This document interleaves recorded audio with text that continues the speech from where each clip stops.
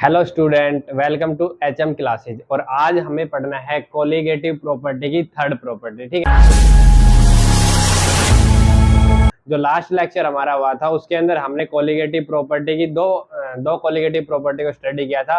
एक था हमारा relative lowering in vapour pressure और दूसरा था एलिवेशन इन बॉइलिंग पॉइंट। ठीक है, तो अब यहाँ पे हम स्टडी करने जा रहे हैं डिप्रेशन इन फ्रीजिंग पॉइंट। मतलब कि जब आप किसी भी नॉन वोलेटाइल सॉल्यूट को सॉल्वेंट के अंदर ऐड करते हो ना, तो वहां पे जो सॉल्यूशन बनता है ना, उस सॉल्यूशन का फ्रीजिंग पॉइंट डिक्रीज हो जाता है। तो जो डिक्रीज इन फ्रीजिंग पॉइंट होता है उसी को बोला जाता है डिप्रेशन इन फ्रीजिंग पॉइंट। ठीक है, तो यहाँ पे हम क्या कह रहे हैं कि वैन मान लो हमारे पास कोई भी नॉन वोलेटाइल सॉल्यूट है, जब हम इसको सॉल्वेंट में ऐड कर रहे हैं तो आपके पास में क्या आएगा, ए बी। तो ये कहता है कि इसका जो फ्रीजिंग पॉइंट है वो आप लेके चल रहे हो टी नोट एफ, और यहाँ पे जो फ्रीजिंग पॉइंट आएगा उसको हम क्या लेके चलेंगे, T F.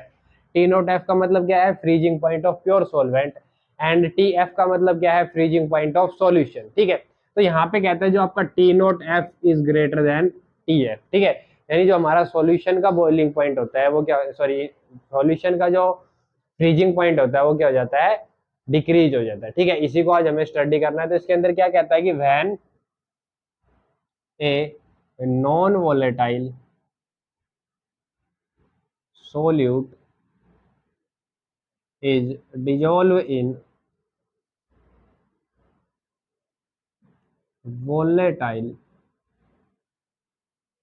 solvent, then there is decrease in the freezing point of solution। मतलब जब किसी भी नॉन वोलेटाइल सॉल्यूट को वोलेटाइल सॉल्वेंट में डिजोल्व करते हैं तो वहां पे जो सॉल्यूशन बनता है उसका फ्रीजिंग पॉइंट क्या हो जाता है, डिक्रीज हो जाता है। ठीक है, इसी को क्या बोला गया है, डिप्रेशन इन फ्रीजिंग पॉइंट बोला है। ठीक है, इसको हम स्टडी करते हैं हमारे ग्राफ के थ्रू, जहाँ पे इस टाइम यहाँ पे हमारा चलेगा वेपर प्रेशर और यहाँ पे चलेगा हमारा टेम्परेचर। ठीक है, तो ये क्या कहता है कि एक हम कर्व लेते हैं, किसके लिए, ये जो हमारा कर्व रहेगा ना, ये किसके लिए आएगा, सॉलिड के लिए। किसके लिए आएगा, सॉलिड के लिए। कि जैसे जैसे आप सॉलिड का टेम्परेचर इंक्रीज करोगे उसका वेपर प्रेशर भी क्या होगा, इंक्रीज होगा। ठीक है, अब ये क्या कहता है, सबसे पहले बात आती है कि व्हाट इज फ्रीजिंग पॉइंट। कि फ्रीजिंग पॉइंट होता क्या है,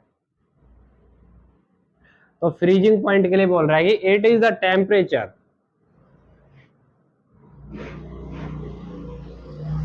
at which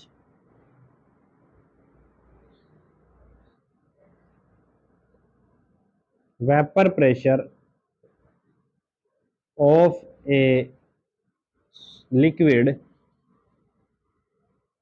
becomes equal to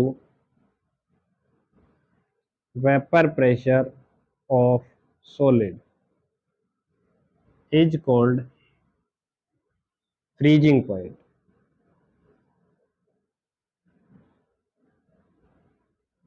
clear, क्या कह रहा है कि द टेम्परेचर, यानी वो टेम्परेचर जहां पे किसी भी लिक्विड का जो वेपर प्रेशर है वो सॉलिड के वेपर प्रेशर के इक्वल हो जाता है, तो उस टेम्परेचर को हम क्या बोलते हैं, फ्रीजिंग पॉइंट बोलते हैं। ठीक है, जैसे हमने ये कर्व लिया, यहाँ पे हमारा क्या है, वेपर प्रेशर, इधर वेरी कर रहा है टेम्परेचर। ठीक है, तो ये क्या कहता है कि मान लो आपका लिक्विड है जिसका जो प्रेशर है वो कितना है, 1 atm।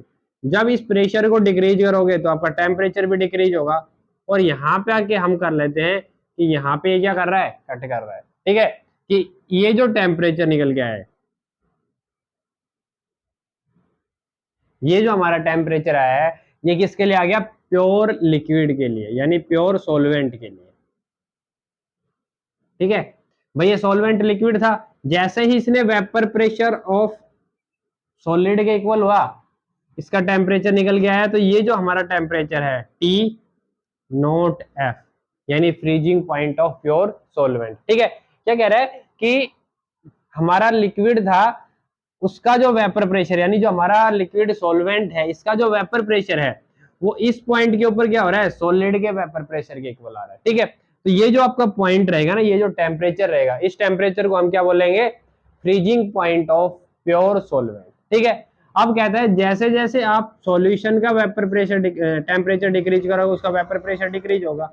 ठीक है, और ये वैल्यू जो आएगी आपकी, ये मान लो हमारी यहाँ पे वैल्यू आ रही है, ठीक है, कि इस पॉइंट के ऊपर आके आपका जो सॉल्यूशन है, सॉल्यूशन का जो वेपर प्रेशर है वो किसके इक्वल हो रहा है, वेपर प्रेशर ऑफ सॉलिड के। तो हमारा ये जो पॉइंट आएगा ना, इस पॉइंट को हम बोलेंगे टी एफ, यानी फ्रीजिंग पॉइंट ऑफ सॉल्यूशन। क्यों? क्योंकि इस सॉल्यूशन का जो वेपर प्रेशर है इस पॉइंट के ऊपर आके हमारा किसके इक्वल हो रहा है, वेपर प्रेशर ऑफ सॉलिड के। क्योंकि हमने ये अज्यूम किया है कि अगर कोई भी वेपर प्रेशर इस कर्व के टच कर रहा है, मतलब यहाँ पे टच करेगा, इसका मतलब उसका वेपर प्रेशर किसके इक्वल हो गया, सॉलिड के वेपर प्रेशर के। और जैसे ही वेपर प्रेशर सॉलिड के वेपर प्रेशर के इक्वल होगा, वहां पे आपका जो टेम्परेचर आएगा वो क्या कहलाएगा, फ्रीजिंग पॉइंट कहलाएगा। ठीक है, तो देखो यहाँ पे टी नोट एफ की वैल्यू ज्यादा है और टी एफ की वैल्यू क्या है, कम है। ठीक है, तो इसका ये जो डिफरेंस है ना, इस डिफरेंस को हम लिखेंगे डेल टी एफ। क्या लिखेंगे, डेल टी एफ। समझ में आ रहा है सभी को? मतलब यहाँ पे जो हमारा टी नोट एफ है वो ग्रेटर देन आ रहा है टी एफ से। ठीक है, यानी freezing point of solvent is greater than freezing point of solution. ठीक है, तो यहां से इन दोनों का डिफरेंस निकालने के लिए हम क्या कर सकते हैं, डिफरेंस को हम डिनोट कर रहे हैं डेल टी एफ से। किसे डिनोट करेंगे, डेल टी एफ। और del T F is equal to कितना हो जाएगा हमारा, भाई फाइनल फाइनल वैल्यू क्या है, T note F minus initial value T F, यानी जो लार्ज वैल्यू उसमें से स्मॉल वैल्यू को सब्ट्रैक्ट कर देंगे।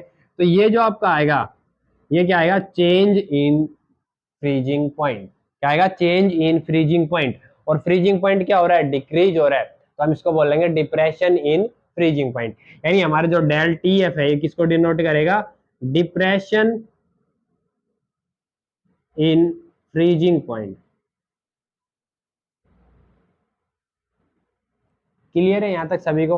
अब देखो आगे ये क्या कह रहा है कि जो आपका डेल टी एफ होता है, यानी डिप्रेशन इन फ्रीजिंग पॉइंट होता है ना, कि किसी भी सॉल्यूशन का फ्रीजिंग पॉइंट कितना डिक्रीज होगा।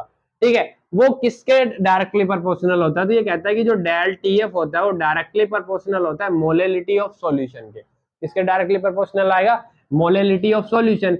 अगर यहां से आप प्रोपोर्शनलिटी को हटाओगे तो किसके इक्वल आ गया, के एफ इंटू एम। इसके इक्वल आ गया के एफ इंटू एम। ठीक है, यहाँ पे आपका डेल टी एफ क्या है, depression in freezing point, M is the molality and K F is the molal depression constant.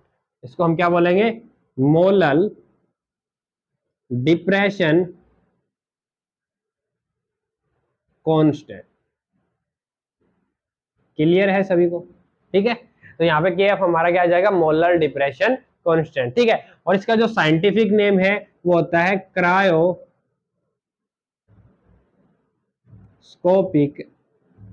Constant. Cryoscopic constant. Clear है ये वैल्यू?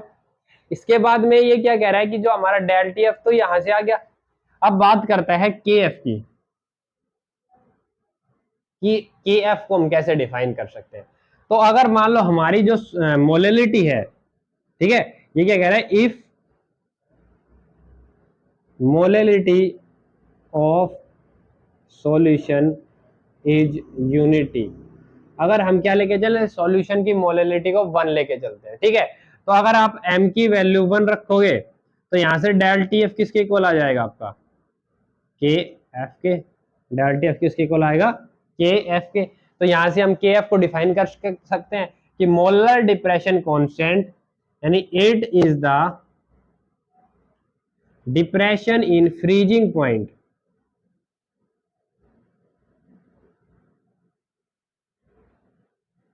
Freezing point when